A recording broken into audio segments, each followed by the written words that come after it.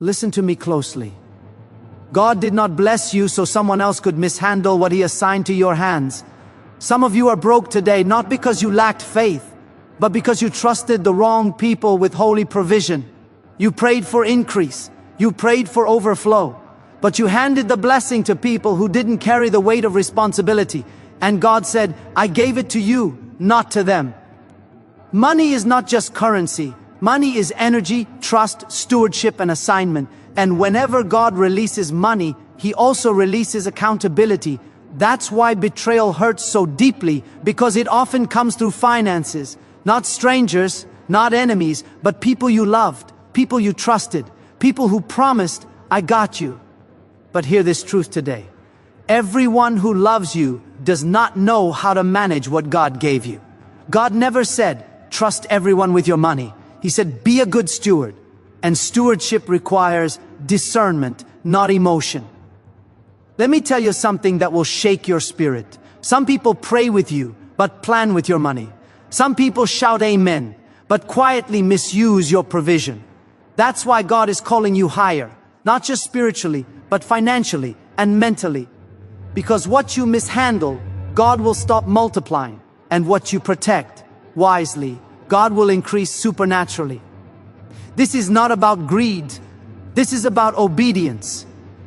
God is saying today, guard what I gave you, protect what I released.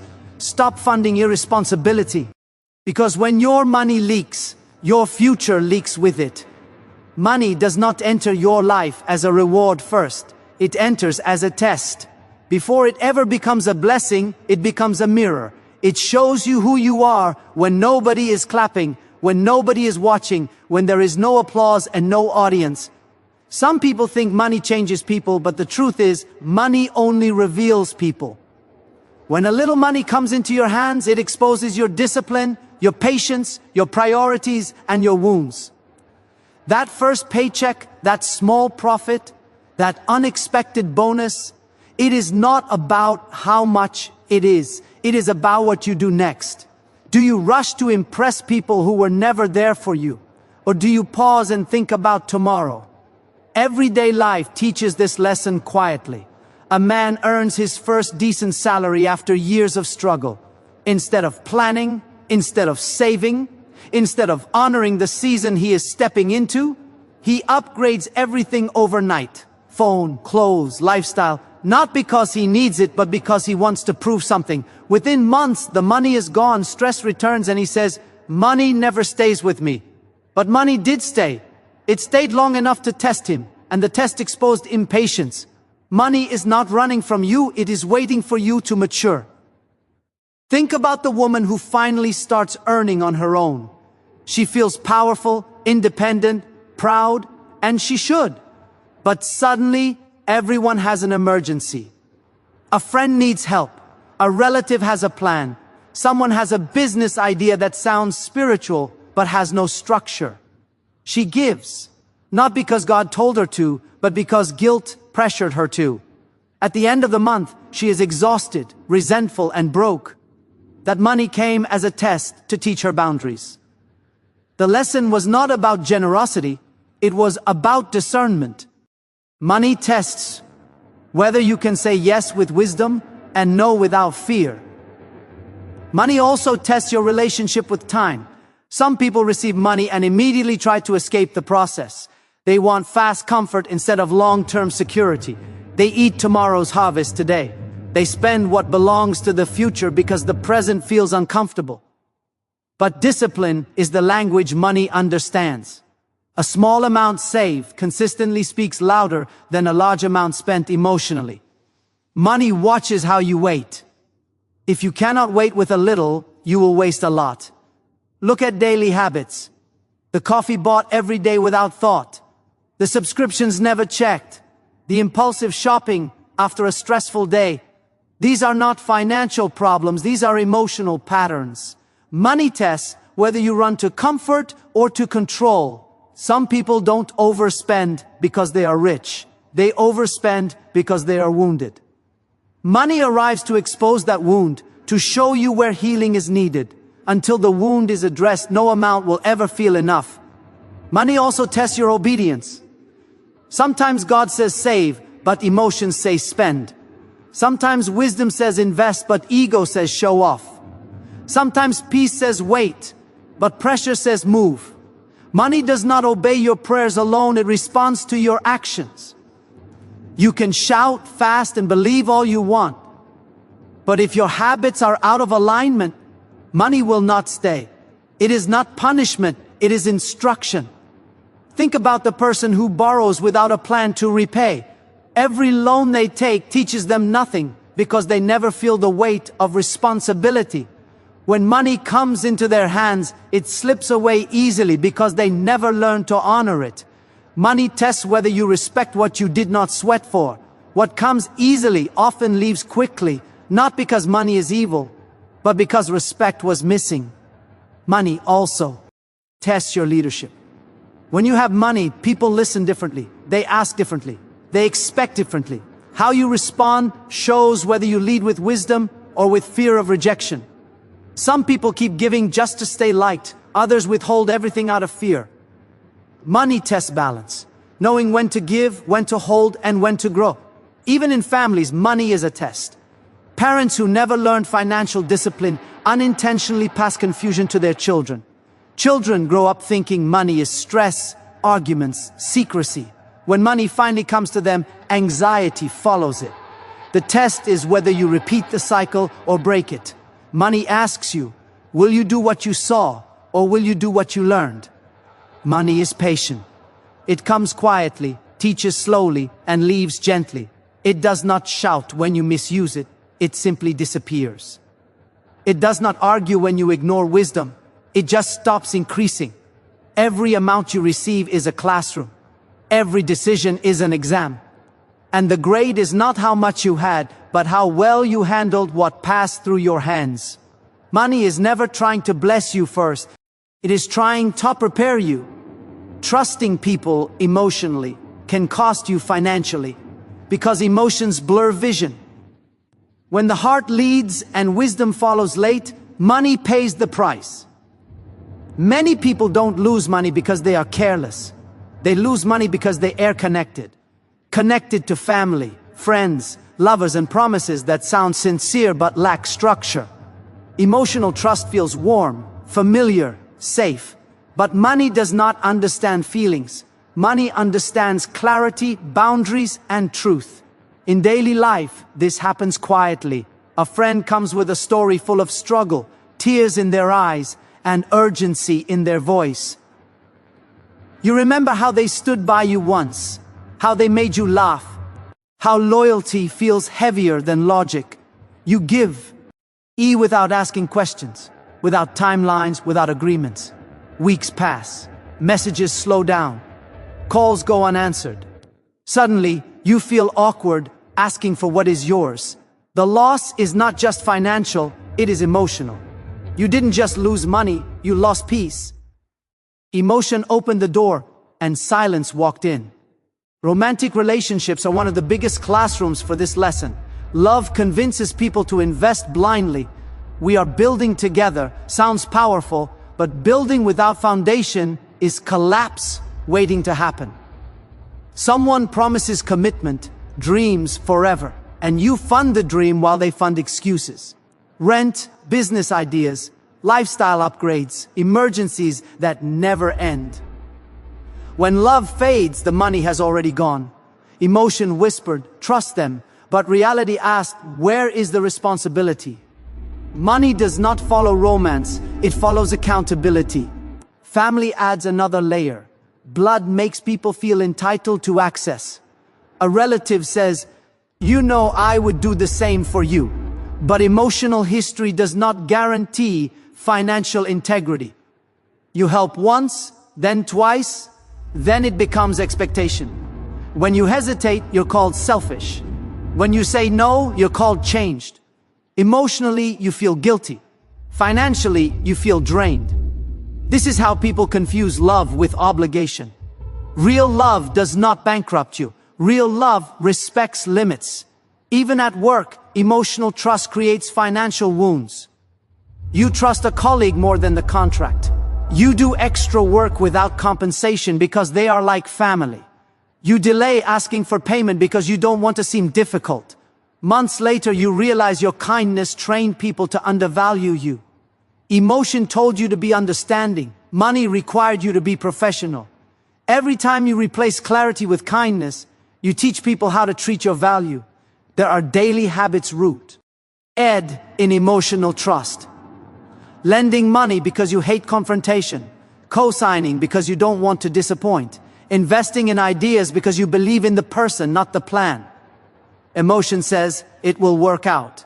Wisdom asks, what if it doesn't? Emotion believes potential. Money deals with proof. When you ignore that difference, loss becomes inevitable. People often say, I trusted them because they seemed genuine. But genuineness is not competence. Good intentions don't pay debts. Love doesn't balance accounts. Loyalty does not replace planning. Money tests whether you can separate who you love from what you allow. If you cannot draw that line, your finances will bleed every time your heart opens. Emotional trust also comes from fear. Fear of being alone. Fear of being judged. Fear of being seen as hard-hearted. So people keep giving, hoping generosity will buy loyalty. But loyalty bought with money is rented, not owned. The moment the money stops, so does the affection. That is a painful awakening, but a necessary one. Money reveals who is with you and who is with what you provide. Every time you feel uncomfortable setting boundaries, remind yourself that boundaries are not walls, they are filters. They don't keep good people out. They keep misuse away. When you protect your money, you protect your energy, your sleep, your future. Emotional trust without boundaries is not kindness, it is self-betrayal. Some people learn this lesson after one big loss. Others learn it through 1,000 small leaks. Either way, the message is the same. You can love people deeply and still say no. You can care and still ask questions. You can be generous and still be wise. Emotion should inform relationships, not control finances. When emotion sits in the driver's seat, money crashes. When wisdom leads, emotion finds peace. Not everyone is equipped to handle your bless. And that truth hurts, because we often assume that love equals capacity. But capacity is not about intention, it is about preparation. God can place a blessing in your life, but if the people around you are not built to carry its weight, that blessing becomes pressure instead of progress. Some people clap when you rise, but panic when your rise demands discipline, structure, and responsibility. Your blessing exposes who is ready and who is only comfortable with your struggle. In daily life, this shows up the moment you begin to grow. When you were struggling, everyone understood you. When you were broke, people related to you. But the moment your income increases, your opportunities expand, or your lifestyle changes, discomfort enters the room. Suddenly, jokes turn into subtle criticism. Support turns into advice you didn't ask for. What changed was not you, it was the level. Your blessing requires maturity, and not everyone has trained for that altitude. Think about a person who starts a small business and begins to earn well. They bring friends into it out of loyalty, not qualification. The friends show up late, misuse resources, treat the business casually because they didn't carry the vision. What was meant to be growth becomes stress. The blessing wasn't wrong, the access was. Elevation demands structure, and not everyone respects structure. Some people only respect comfort. Look at relationships. When you were dreaming, your partner cheered. But when the dream started producing results, insecurity appeared. Your progress began to threaten their comfort zone. Instead of growing with you, they tried to shrink you back to what felt familiar. Not because they hated you, but because your blessing highlighted what they had not confronted in themselves. Some people love your potential but resent your fulfillment. Even family can struggle with this. You become financially stable, and suddenly your success becomes a family plan. No conversations about budgeting, responsibility, or timelines, just expectations. When you hesitate, they say you've changed. What they don't realize is that growth requires stewardship.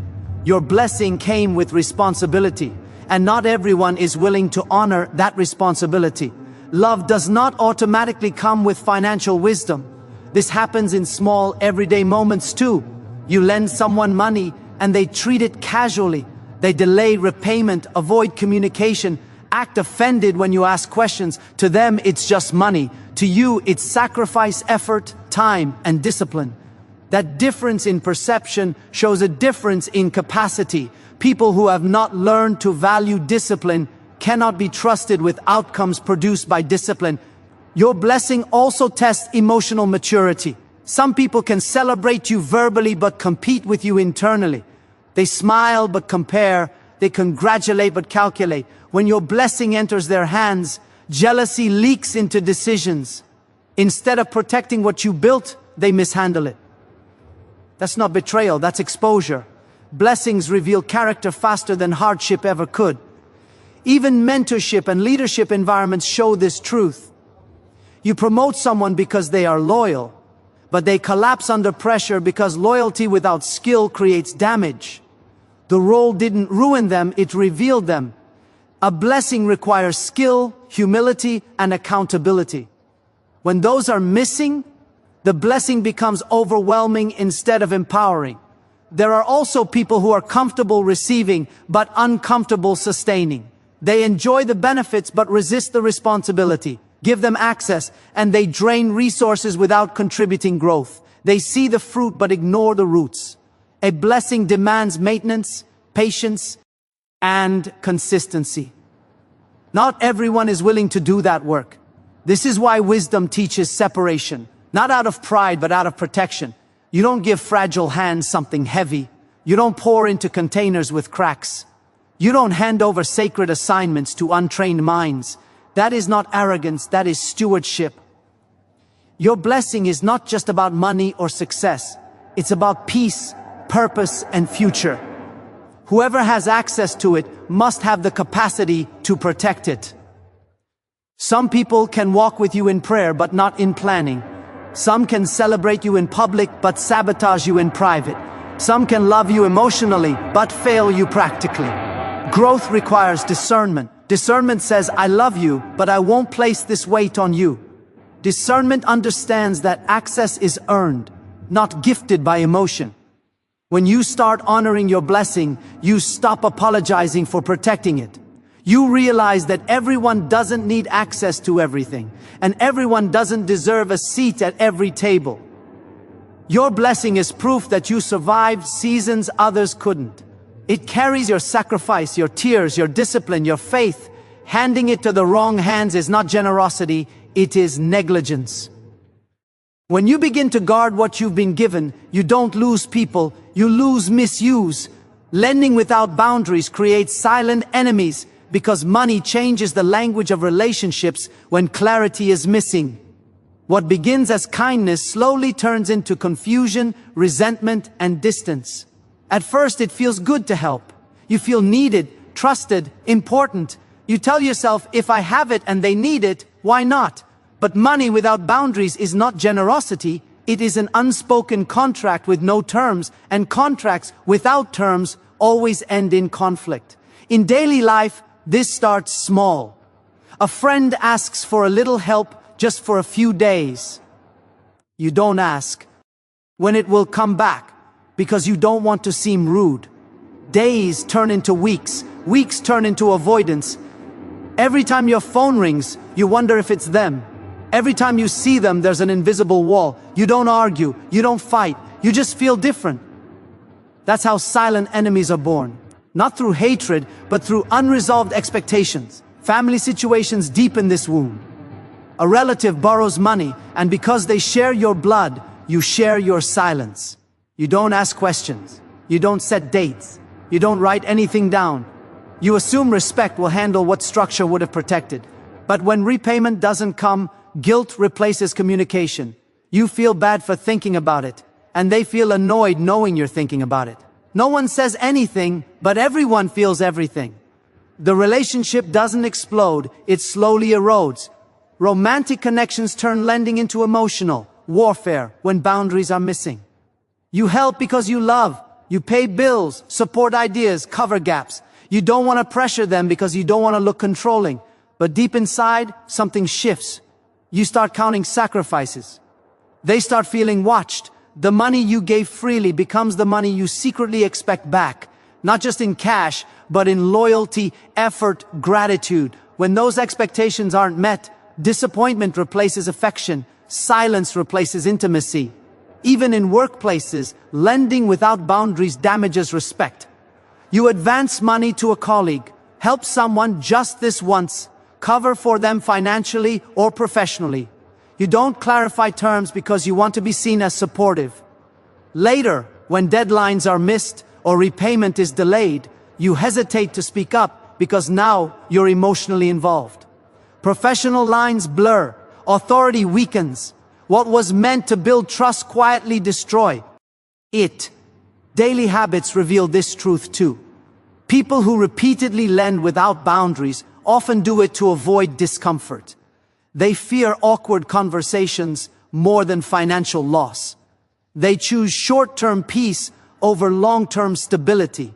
But avoiding discomfort doesn't eliminate conflict, it delays it and makes it heavier. Money remembers what mouths refuse to say. When boundaries are absent, borrowers often don't become grateful. They become entitled, not always intentionally, but psychologically. What was once a favor starts to feel like access. When you finally say no, you're not seen as wise, you're seen as changed. This is how kindness gets rewritten as selfishness in someone else's story. And that rewrite happens quietly, without confrontation, without closure. Silent enemies don't shout. They withdraw. They gossip. They justify. They carry unspoken resentment because money exposed imbalance. One side feels used. The other feels judged. Neither side feels safe enough to talk honestly. All because boundaries were never set at the beginning. Money without boundaries also teaches the wrong lessons. It teaches people that your resources have no rules. It teaches them that urgency replaces responsibility. It teaches them that emotions can override accountability. Over time, this attracts more requests, more pressure, more guilt. You don't become generous. You become drained. Boundaries are not barriers. They are bridges built with clarity. When you say, this is the amount, this is the timeline, this is the expectation, you protect the relationship more than the money. Clear terms prevent assumptions. Agreements preserve respect. Structure keeps emotions clean. Some people think boundaries mean lack of love. In reality, boundaries are proof of maturity. They say, I care enough to be honest. They say, I value this relationship enough not to let money poison it. Without boundaries, money becomes a silent weapon. Not in your hands, but between hearts. Many people don't realize they are creating enemies until they feel tension where comfort used to live. They wonder why conversations feel forced, why laughter feels thin, why trust feels fragile. The answer is often hidden in unpaid debts and unspoken expectations. Lending should never cost you your peace. If helping someone requires you to swallow anxiety, avoid conversations, or resent their presence, the price is too high. True generosity includes wisdom. It knows when to give, when to say no, and when to put conditions in place. When you start lending with boundaries, something powerful happens. The right people respect you more, the wrong people step back. Relationships become lighter because nothing is hidden. You stop replaying conversations in your head. You stop feeling guilty for wanting what is fair. Money handled with clarity builds trust. Money handled with silence builds tension. Silent enemies are not created by refusing to lend. They are created by lending without wisdom. God blesses hands that are disciplined, because discipline is proof that you respect what has been placed in your care. Discipline is not loud, emotional, or dramatic. It is quiet consistency. It is choosing order when chaos feels easier. Many people pray for increase, but few prepare their hands to hold it. Blessings do not avoid undisciplined people out of cruelty. They avoid them out of protection. What you cannot manage will eventually manage you. In everyday life, discipline shows up in small decisions long before big breakthroughs arrive. A person wakes up early every day, not because they feel motivated, but because they are committed. They save a small amount regularly, not because it looks impressive, but because it builds security. Over time, those quiet choices compound, while others are waiting for miracles. Disciplined hands are building momentum. God honors what is consistent, not what is occasional. Think about someone who earns money but never tracks where it goes. They say money disappears, but money does not vanish. It follows habits. Compare that with someone who budgets carefully, delays gratification, and plans ahead. They may not earn more at first, but they always have peace. Discipline turns income into stability. God blesses that stability because it shows readiness for more. Discipline is also emotional. When frustration hits, disciplined hands do not react impulsively. They pause, they breathe, they choose wisdom over release. Many financial mistakes are emotional decisions made in tired moments. Shopping to feel better, lending to avoid guilt, spending to impress. Discipline says, I will not let my feelings decide my future. That restraint is powerful. Heaven responds to restraint. Daily work habits reveal this truth clearly. Two people have the same job. One cuts corners, arrives late, and blames circumstances. The other shows up prepared, organized, focused. Over time, opportunities follow the disciplined one. Promotions, trust, recommendations. Not because they are favored unfairly, but because discipline makes them dependable. God blesses dependable hands because dependability creates growth. Discipline also governs speech. Some people sabotage blessings with careless words. They complain loudly, criticize constantly, expose plans too early. Disciplined hands are connected to disciplined mouths. They know when to speak and when to stay silent. They protect visions until they are strong enough to stand. God entrusts more to people who can guard what they are given. Even in relationships, discipline matters.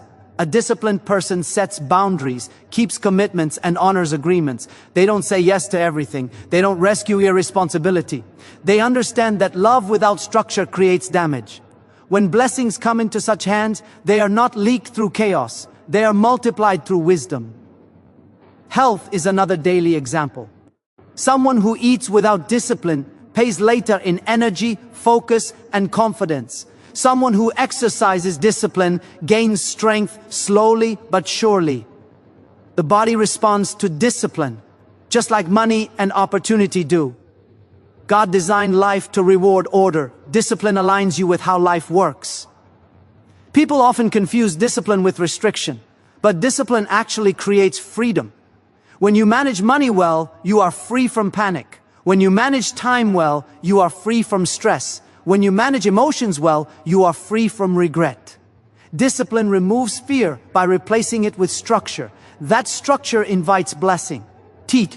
There are people who ask why others seem to prosper while they struggle. Often the answer is not favoritism, but preparation. One person planned while the other postponed. One practiced while the other hoped. One trained their hands while the other waited for rescue. God blesses trained hands because training shows seriousness. Discipline also teaches patience. Disciplined hands know that growth is gradual. They are not offended by slow progress. They do not quit because results take time. They understand that anything built quickly can collapse just as fast. Blessings grow where patience lives. In daily choices, discipline looks boring to undisciplined eyes. Saving instead of spending. Practicing instead of scrolling, resting intentionally instead of burning out, saying no when yes would feel good. But boring discipline produces extraordinary outcomes. God blesses what others overlook. Many people want overflow, but overflow only comes after order. Discipline creates order. Order creates trust. Trust creates increase. When God sees hands that won't waste, won't panic, won't act recklessly, those hands are marked for expansion. Discipline is not perfection, it is direction. You don't have to get everything right, but you must be committed to growth. Disciplined hands correct mistakes quickly. They learn, they adjust, they keep moving. That humility attracts blessing. When discipline becomes a lifestyle, blessings stop being stressful. Increase no longer feels heavy. Success no longer feels scary. You are no longer afraid of more because you have proven faithful with less. God does not rush blessings into careless hands. He places them into hands that know how to hold, protect, and multiply what has been given. Helping is holy because it lifts, restores, and empowers. But enabling is not because it weakens, delays growth, and quietly destroys responsibility. Many confuse the two because both wear the same clothing called kindness. But kindness without wisdom is not love, it is fear disguised as generosity. True help strengthens people, enabling keeps them dependent. One leads to growth, the other leads to stagnation. In daily life, this lesson appears early. A parent keeps rescuing a child from every consequence. Missed deadlines are forgiven. Poor decisions are covered. Excuses are accepted. The child grows older, but not stronger. What was meant to be protection becomes a cage. The parent's heart is pure, but the outcome is harmful. Helping would have taught responsibility. Enabling teaches avoidance. Love that refuses to let someone struggle robs them of maturity. Friendships reveal this truth clearly. A friend is always in crisis, always short on money, always needing one more favor. You help again and again, hoping this time will be different. But nothing changes because nothing is required. There is no plan, no accountability, no effort. You feel drained, but they feel comfortable. Helping would ask questions. Helping would require effort. Enabling just keeps giving without direction. In romantic relationships, enabling often looks like loyalty. You pay their bills, excuse their laziness, defend their lack of effort. You tell yourself you're being supportive, but support without expectation becomes silent permission. They stop growing because they don't have to. You become the solution to problems they were meant to solve themselves. Helping would push them toward responsibility. Enabling allows them to stay exactly where they are. Even at work, this shows up. A colleague consistently misses deadlines, and you cover for them. You fix mistakes quietly so they won't get in trouble. You think you're being kind, but over time, their performance stays weak and your workload grows heavier. Helping would involve feedback and accountability. Enabling keeps dysfunction alive. Daily habits reveal the same pattern. Lending money repeatedly without asking how it will be repaid. Solving problems for people who never change their behavior. Making excuses for repeated irresponsibility. Each time you do this, you send a message that effort is optional. Growth slows because pressure disappears. People only change when discomfort teaches them something new. Helping requires courage. It means saying uncomfortable things. It means letting people feel the weight of their choices. It means stepping back instead of stepping in. Enabling feels easier because it avoids conflict. But easy choices create hard lives. Hard conversations create strong people. There is a powerful difference between lifting someone up and carrying them forever. When you carry someone too long, they forget how to walk. Helping says, I'll walk with you. Enabling says, lie down, I'll do it for you. One builds strength, the other builds dependence. Helping is structured. It has limits, it has expectations, it comes with guidance. Enabling is emotional. It reacts to guilt, fear, and pressure. It gives without direction and hopes for change without requiring it. Hope without responsibility is wishful thinking. Some people get angry when you stop enabling them. They accuse you of changing, becoming cold, becoming selfish. But what they're really reacting to is the loss of comfort. Growth often feels like betrayal to those who benefited from your silence. That doesn't make you wrong. It means the dynamic is shifting. Helping aligns with wisdom. It respects timing, readiness, and effort. It understands that everyone must carry their own cross. Enabling interferes with that process. It tries to remove struggle, not realizing struggle is a teacher. Without struggle, strength never forms. In families, enabling is often passed down as tradition. Generations repeat patterns of rescue and dependence. Breaking that cycle feels painful, but it is necessary. Helping future generations sometimes means disappointing the present one. True love thinks long-term. When you help wisely, you empower people to rise. When you enable, you trap them in the same place. Helping requires discernment. It asks, is this moving them forward? Enabling avoids that question because the answer might require change. Helping is holy because it aligns with growth, truth, and responsibility. It mirrors how God deals with people, offering guidance, not shortcuts. Strength comes from effort, not rescue. Love that builds character will always outlast love that simply feels good. Financial wisdom is spiritual maturity, because how you handle money reveals how deeply you understand responsibility, patience, and purpose. Many people pray loudly but plan quietly wrong. They believe faith should replace thinking, not guide it.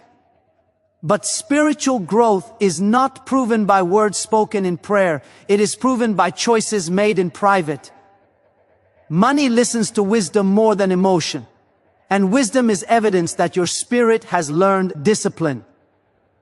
In daily life, you can see this clearly. A person receives income and immediately spends it without thought, saying, God will provide again. Another receives the same amount and pauses, plans, saves, and gives intentionally. Both may claim faith, but only one shows maturity. Faith without wisdom is hope without direction. Spiritual maturity understands that provision is not permission for carelessness. Financial wisdom shows up when someone delays gratification. They don't buy everything they can afford. They buy what aligns with their future. They understand that saying no today is sometimes the most spiritual decision they can make. Immaturity chases feelings. Maturity protects destiny. A spiritually mature person knows that every impulse does not deserve obedience. Look at daily spending habits. Some people spend to impress people who don't even respect them. They upgrade lifestyles before upgrading discipline. They carry debt with pride and stress with silence. That is not lack of money, that is lack of wisdom. Spiritual maturity teaches you that peace is worth more than appearance. Money managed wisely produces rest, not anxiety. Financial wisdom also reveals humility. A mature person asks questions, seeks counsel, and admits what they don't know. An immature person assumes, guesses, and reacts emotionally. Wisdom says, teach me. Pride says, I already know, and pride is expensive.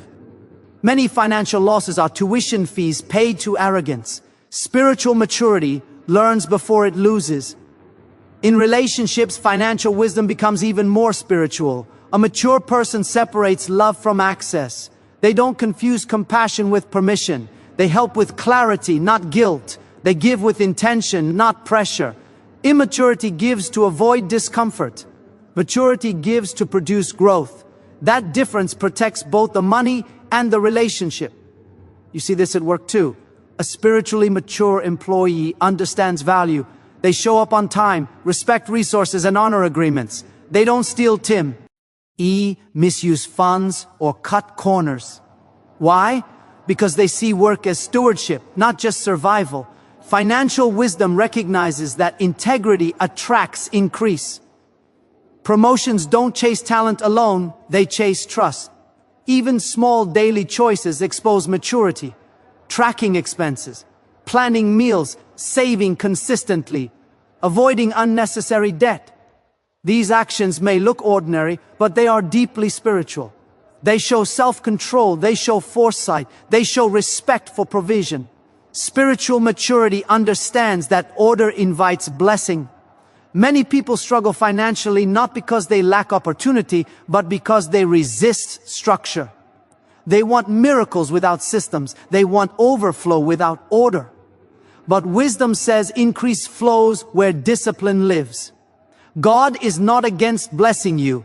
He is against crushing you with what you are not prepared to manage. Financial wisdom also teaches patience. Mature people understand that wealth built slowly lasts longer. They don't rush growth. They don't envy shortcuts, they trust the process. Impatience leads to risky decisions, bad partnerships, and emotional spending. Patience builds stability. Stability attracts favor. Look at how people respond to setbacks. Immaturity panics and spends recklessly. Maturity adjusts and plans carefully. When income drops, wisdom reduces expenses. When income increases, wisdom increases savings. Emotional reactions weaken finances. Thoughtful responses strengthen them. Spiritual maturity understands seasons. There are times to give, times to save, times to invest, and times to wait. Immaturity treats every season the same. Wisdom discerns timing. It knows that generosity without discernment becomes loss, and saving without purpose becomes fear. Financial wisdom also respects legacy. A mature person thinks beyond themselves. They plan for family, future, and impact. They don't consume ever. Why think they earn? They understand that money can be a tool, not just pleasure. Immaturity asks, what can I buy now? Maturity asks, what can I build long term? Even generosity looks different with maturity. Spiritually mature people don't give to be seen. They don't give emotionally. They give strategically. They give where growth is possible. They understand that resources should produce fruit, not dependency. That kind of giving reflects wisdom, not impulse. Financial wisdom is spiritual because it requires self-control, humility, patience, discipline, and vision. These are not financial traits, they are spiritual fruits. Money simply reveals whether they are present. When someone grows spiritually, their money habits change. They stop reacting and start responding. They stop leaking and start building. They stop surviving and start stewarding. Their finances become quieter, steadier, and stronger. Spiritual maturity doesn't shout about faith. It demonstrates it through order. It doesn't blame circumstances. It adjusts behavior. It doesn't expect money to fix problems. It uses wisdom to prevent them. When wisdom enters the spirit, it shows up in the wallet. Hear this deeply and let it settle in your spirit. What you do with money is never just about money. It is about who you are becoming. It is about whether your life is led by impulse or by purpose, by pressure or by principle. Money is not your master, but it will always reveal who is sitting on the throne of your decisions. And today, you are being called higher, not just to earn more, but tobe more. There comes a moment when you realize that wisdom is louder than desire, that peace is more valuable than pleasure, that discipline will take you places motivation never can. Anyone can shout when money comes, but only the mature remain steady when it stays. Anyone can spend, but only the wise can steward. And stewardship is the language heaven understands. You don't need more money to change your life. You need more alignment. Alignment between what you pray for and what you practice. Alignment between what you believe and how you behave. Because destiny doesn't respond to wishful thinking. It responds to prepared hands. And prepared hands are disciplined hands. Remember this truth. What you don't control will eventually control you. What you don't manage will drain you. What you don't respect will leave you. But what you guard with wisdom grows with grace. Money flows toward clarity. Favor follows order. Increase finds those who are ready to carry it without losing themselves. Let the world chase fast results. You chase lasting results. Let others rush. You remain rooted. Let others impress. You invest. Because the strongest people are not the loudest ones, they are the most consistent ones. They don't announce their discipline, they live it. They don't brag about their faith, they demonstrate it quietly, daily, faithfully. You are not called to fund irresponsibility. You are not called to rescue everyone. You are not called to bleed so others can remain comfortable. You are called to steward what God placed in your hands with wisdom, courage, and clarity. And when you do that, you don't lose relationships. You lose misuse. You don't lose love. You lose confusion. You don't lose peace. You finally gain it. Let this be the season where you stop apologizing for having boundaries, where you stop explaining why you said no, where you stop feeling guilty for choosing growth over guilt, because maturity does not beg for approval. Maturity stands firm, even when misunderstood. Remember these words and carry them with you. Discipline today is freedom tomorrow. Wisdom now is abundance later. Small, consistent choices will always defeat big emotional ones. You don't rise by chance, you rise by choice. And every wise decision you make is a vote for the future you are building. You are not late, you are not behind, you are being refined. And refinement always comes before expansion. What you are learning now will protect what you will receive next. What you are practicing now will sustain what is coming. So walk forward with calm confidence. Handle your money with intention. Handle your relationships with discernment. Handle your life with purpose. Because when wisdom leads, fear leaves. When discipline stands, chaos bows. And when maturity speaks, blessings respond. This is not just financial growth. This is personal elevation. This is the moment you stop surviving and start stewarding. This is the moment you stop reacting and start ruling. And from this moment forward, you don't just ask for more. You prove you're ready for it.